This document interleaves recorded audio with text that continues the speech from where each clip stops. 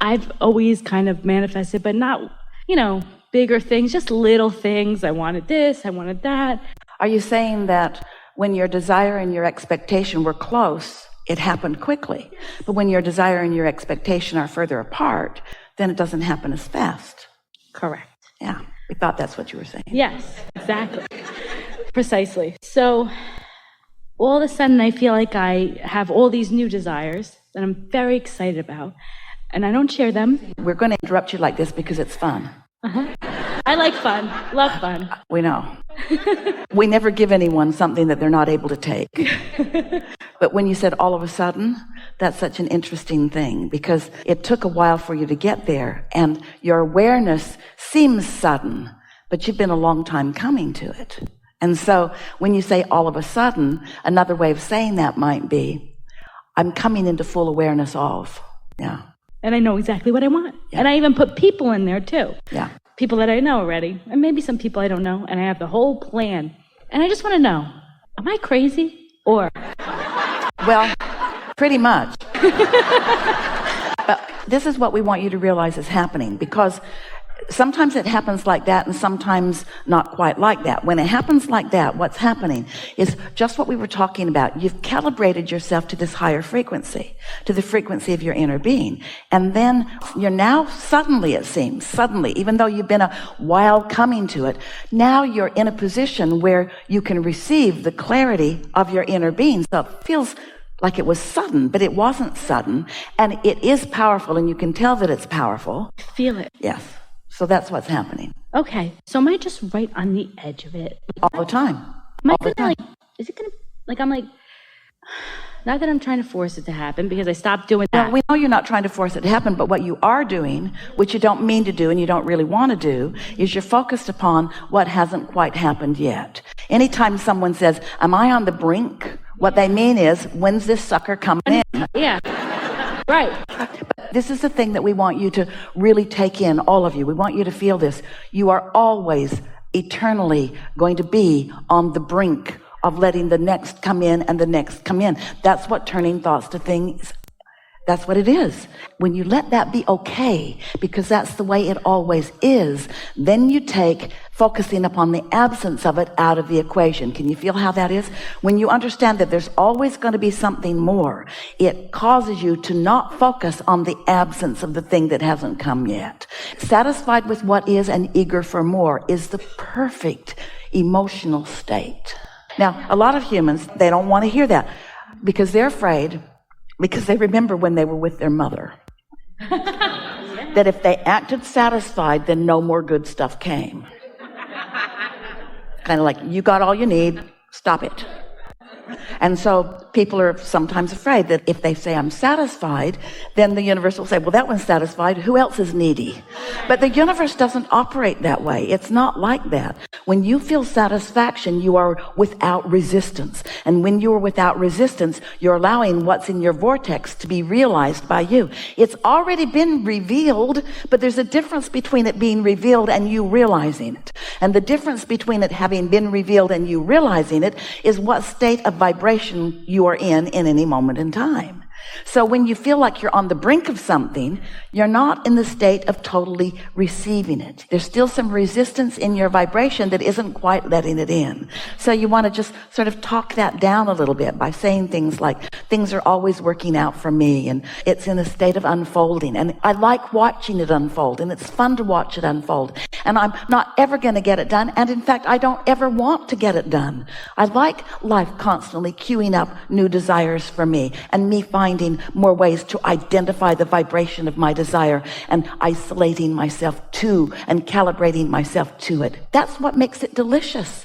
If you have wanted something and you know you're off from it, and then you focus deliberately and you can feel you're on it, and you feel yourself feeling satisfied, and you begin to feel ease around it, you know you're calibrating to it, and then you witness the unfolding of the events, that is so much more satisfying than if something just drops in your lap because you're resistant, and then something helped you to focus for a moment in non-resistance. That's that jerky thing that we're talking about. You can be in a state of non-resistance as you're inspired by someone else.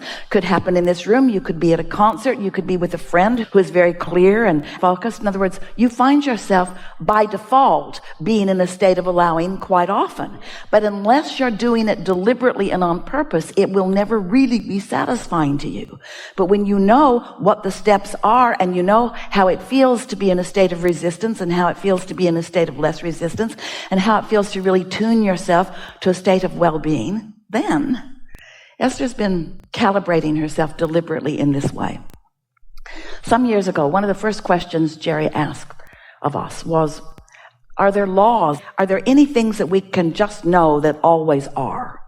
And we said, there's the law of attraction, which is steady and always responding to what's going on. The law of attraction says and means that which is likened to itself is drawn. And then we explained it further, made a recording about it. The second one was, we called it the law of deliberate creation. It's more of a process than a law. But what it means is you can create by default or you can create deliberately. You can offer vibrations in response to what you're observing. A lot of people can live pretty well just doing that. Or you can be deliberate about the way you focus yourself. And that's what we talk about all day when we are together like this. Then there is we called it the law of allowing, but it's the art of allowing. It's getting so good at knowing when you are in sync with what you want and so addicted to the feeling of satisfaction and well-being that comes from that you just do it all the time. The next thing that we offered to Jerry and Esther was segment intending. And what we were encouraging them to do is to focus in the now segment that they were in. Segment intending. We weren't using these words in those days to identify and isolate and calibrate your vibration to who you really are and what you want, but that's what we mean by segment intending.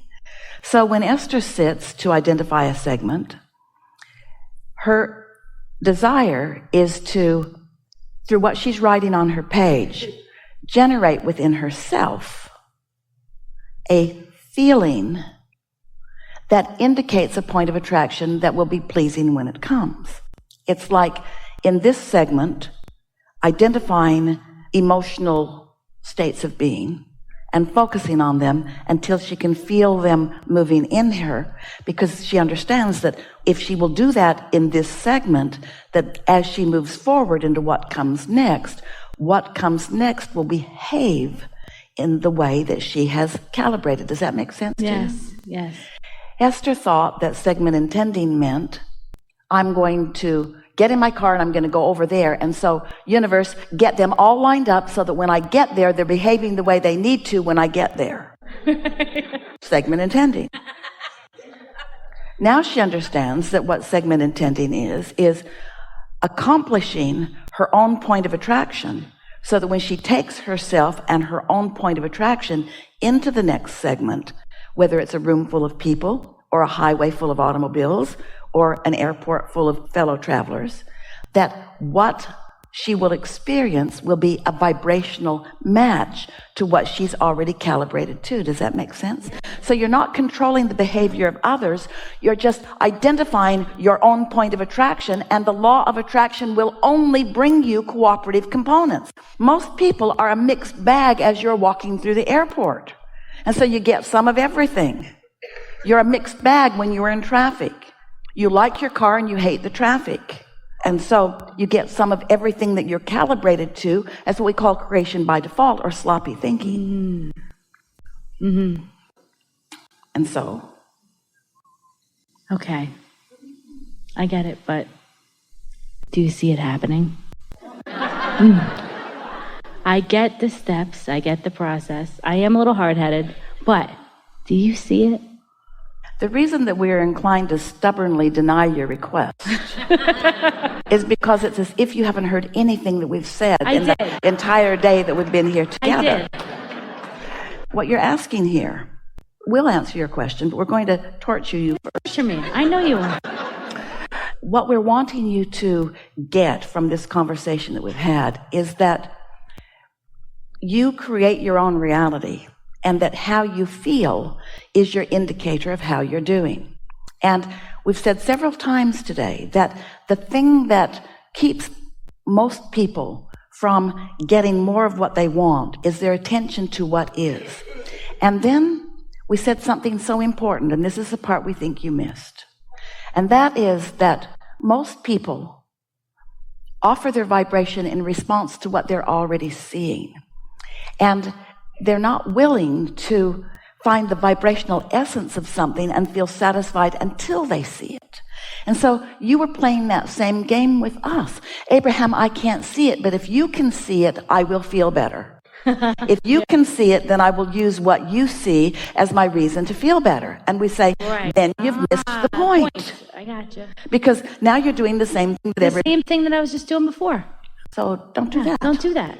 We want you to find the feeling place. We want you to feel it before you see it. And so what we do, if you watch us, and this is a room full of teachers who are watching a teacher, what we always do, we start with what you already know. And we talk about what you already know, which causes you to become a cooperative component to what you already know. Do you understand that you create your own reality? Yeah. Do you understand that you have a point of attraction that all things around you are responding to? Yes. Do you understand that there are two ways to know how you're doing? One is how you're feeling right now, and the other is what's manifesting. What's manifesting is post-manifestational awareness. How you feel is pre-manifestational awareness. Well, you were trying to straddle that. You were trying to give you some post-manifestational awareness. In other words, what do you see, Abraham? What do you see? And we say, if you feel negative emotion, you can know that we see the opposite of what you see. Okay. How about that? Yeah. So if you feel doubt, that should let you know that we see something other than doubt. Okay. So ask your question in a different way. We think you are enlightened now. I am. I'm excited. How can I help myself to get to more of the receptive mode?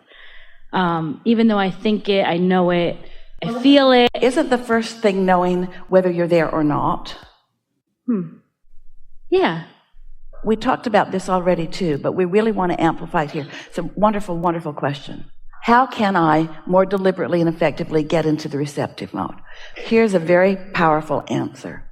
Sometimes you can't, so just give it a break. Sometimes something's happened and you just feel negative emotion, and the harder you try, the worse it gets. The harder you try to solve a problem, the bigger the problem gets. So understanding how you feel is an important component of this. But what we've noticed as we've visited with so many of you since the beginning of your existence is this. It always gets better if you'll just give it a minute. So when you decide to stop the struggle and stop trying so hard to prove your worthiness and stop trying so hard to get it right and start trusting that it's on its way to being the way you want it to be, if you could just settle down a little bit and allow it to be. It's the trying too hard that is tripping you up. And most of that is because you care too much about how you appear to the others around you. You care more about what others think about how you're doing than you do about how you feel in the moment. And so when you let your relationship between your inner being and you be the thing that matters the most, then it's just easier and easier. The reason that we teach meditation, and this is really for you, this statement, it's easier to teach almost everyone to have no thought than to clean up a negative thought. Because you're invested in the negative thought. Law of attraction already brought you a lot of ammunition. Law of attraction has already shored up your negative belief that's working against you, you see. And so if you can just quiet your mind, your vibration will rise, and then you can come at it again. So if you feel like you're in a struggle, take a nap. If you feel like you're in a struggle, take a walk. Do something to break the cycle of attraction if you can. And meditation is the most powerful tool that we know of for that. You're doing extremely well. You're consciously aware of how things are unfolding. We know that you're in a vibrational place where you're consciously aware of how you feel and witnessing what's coming. But you are like so many others. You are doing more of your taking score when you're not where you want to be than when you are where you want to be. And so we just want to make this strong statement to you. In every waking moment,